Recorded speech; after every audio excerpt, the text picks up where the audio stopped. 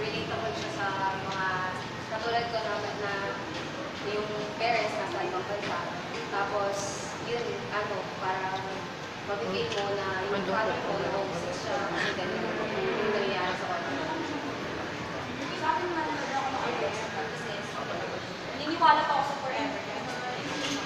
Ano ba yung bonding niyo kung nanonood kayo? Well, depende. Pag may kilig si course, alam mo na yun, para sa nagbakutukan, Oh, yung tipong, Ganon eh, ganon. Yung, kasi nakakilig siya. Hindi mo na yung manakit ng tao, sobrang kilig. hindi mo na ma-kumtate, ewan ko, basta gano'n. Naka-dismote siya pag nandun na yung kilig scene. Basta, Nakakabismut. Ano yung inaabangan niyo gabi-gabi? Yung yung kissing scene, saka Talaga, kissing talaga. yung tungkol sa, pagiging family oriented ni saka ni Jigs, kasi mahal nila talaga yung family niya. sa akin naman yung palagi namin, kasi may scenes na hindi sa magkasama. Yung magkasama sila palagi.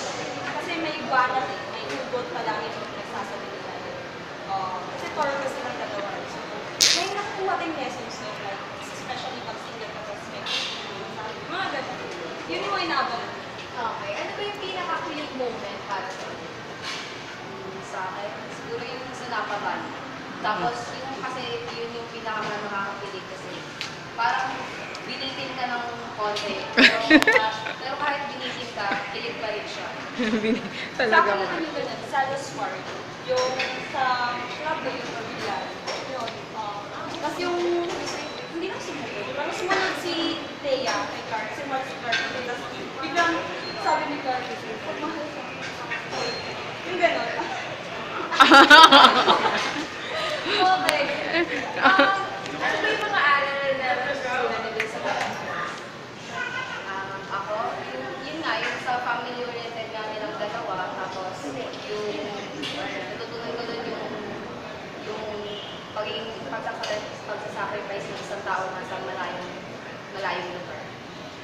Sa akin naman yun, yung pagiging hardworking ng gano'n, ni Clark kasi at a young age, natatrabaho na din ako, parang natatrabaho para talaga sa pamilya, para maganda yung buhay. Yun. Okay. Team Jigs ba kayo o Team Clark? Team Clark. Ako naman, pwedeng Team Clark, pwedeng Team Jigs. Depende, ano sa Okay, message nyo na lang kay Jigs. ikaw muna. Ako, Jigs, huwag ka nang umuwi, please. Please lang. Ano Ako ba yun? naman, Jigs, ako nila, ako na galas. Kunwari nasa harap niyo si Clark. Parang kabayo lang. Kunwari, eto si Clark. Kunwari kayo si Dea, Pwede nasa nyo si siyang i-kiss, Clark. pwede nyo i-kiss. Ah.